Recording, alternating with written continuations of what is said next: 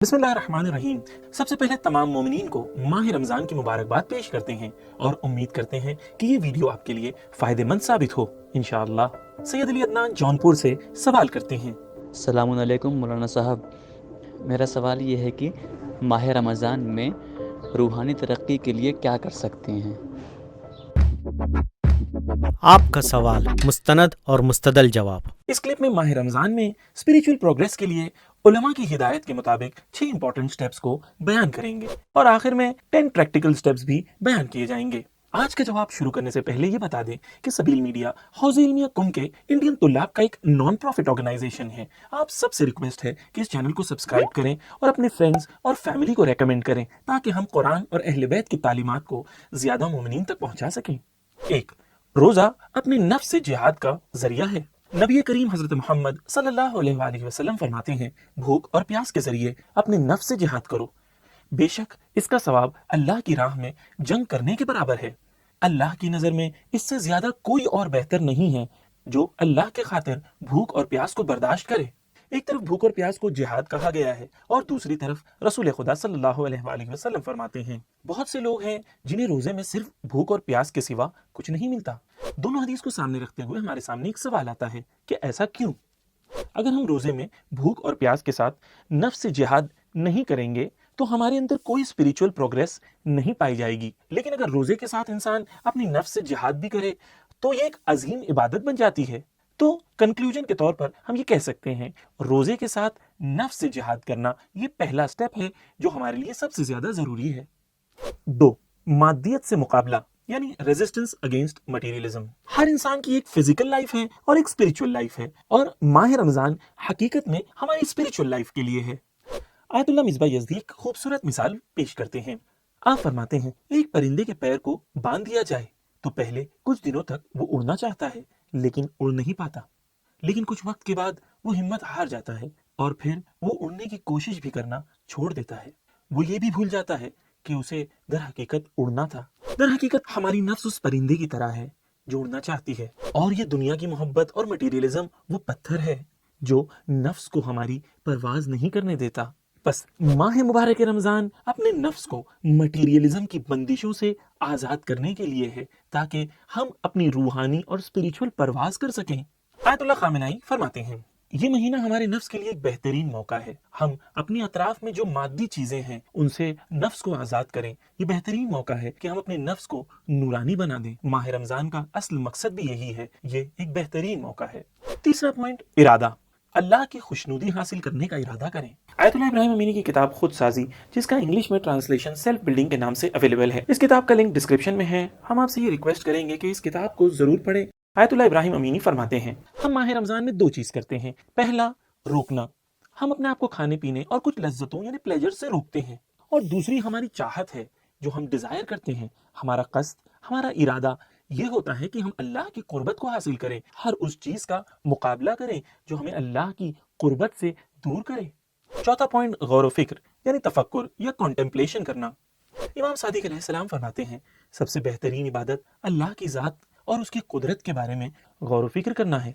गौर व फिक्र से रोजेदार अजीम मर्तबे तक पहुंच सकता है, जैसा कि हज़रत आयतुल्लाह जवाद मलिकी तब्रेज़ी, जो इमाम खुमैनी रिज़वानुल्लाह ताला के उस्ताद हैं, वो अपनी किताब सुलूकुल आरिफीन में इस हदीस को नकल करते हैं, जो शख्स भूख और प्यास को बर्दाश्त करता है, अल्लाह सुब्हानहू व तआला के बारे में गौर व फिक्र करता है, उस शख्स को क़यामत में अजीम दर्जा अता होगा। किन चीज़ों के बारे में गौर व फिक्र करें? अल्लाह की अजमत और अपनी मोहताजी। अल्लाह की अजमत के बारे में सोचें। ज़मीन और आसमान की वसअत पर गौर करें कि इसका खालिक कितना अजीम और गनी है और हम उसके सामने कितने हकीर और मोहताज हैं।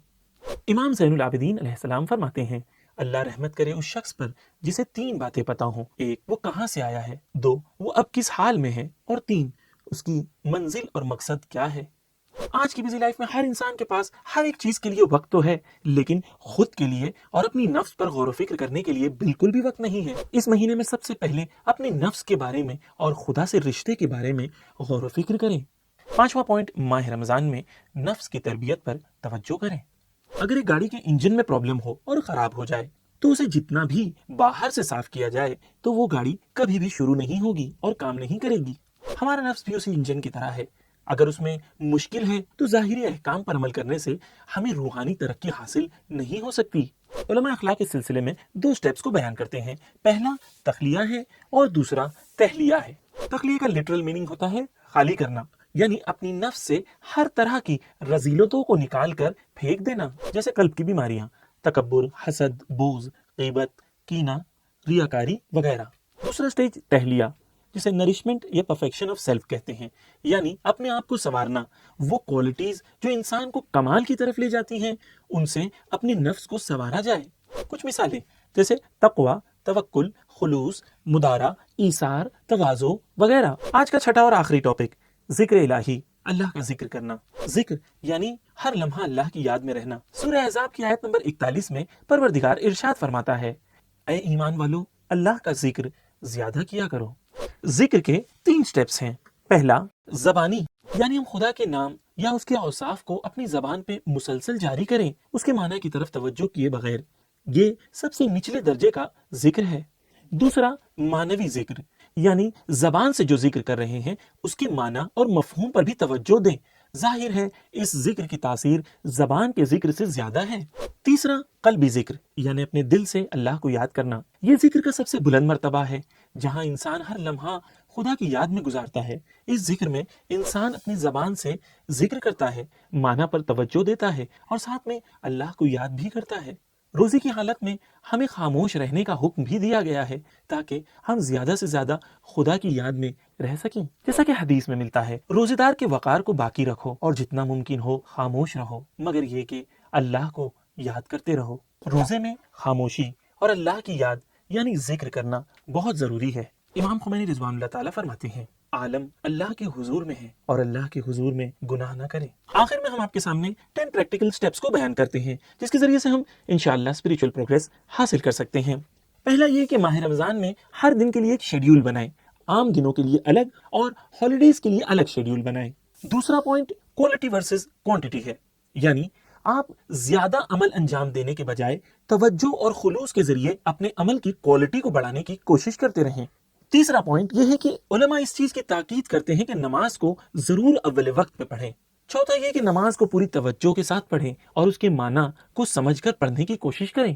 ہر روز قرآن مجید پڑھیں اور یہاں پر کارڈ پر کلک کر کے سبیل قرآن کے چینل کو سبسکرائب کریں، جہاں پر ہر روز قرآن کی تلاوت اور اس کا ترجمہ صرف تقریباً 30 منٹ میں آپ کے سامنے پیش کیا جائے گا، تو آپ قرآن پڑھیں بھی اور قرآن کو سمجھیں بھی۔ ماہ رمضان میں روزانہ کی جو دعائیں معصومین نے بتائی ہیں اسے ضرور پڑھیں اور اس کارڈ پر کلک کر کے ہر روز اس کی تفسیر تقریباً 4 یا 5 منٹ میں آپ کے سامنے سبیل میڈیا پیش کر رہا ہے، تو آپ اسے ضرور سنیں۔ علماء اس بات کی تاکید کرتے ہیں کہ ماہ رمضان کی جو خصوصی دعائیں ہیں ان پہ توجہ دیں، جیسے دعائے سحر، دعائے افتتاح، دعائے ابو حمزہ سوالی، اور امام سجاد علیہ السلام کی جو مخصوص دعائیں ماہ رمضان کی ہیں، جیسے استقبال ماہ رمضان یا ماہ رمضان کی وداع کی دعائیں، ان کو سمجھ کر پڑھیں۔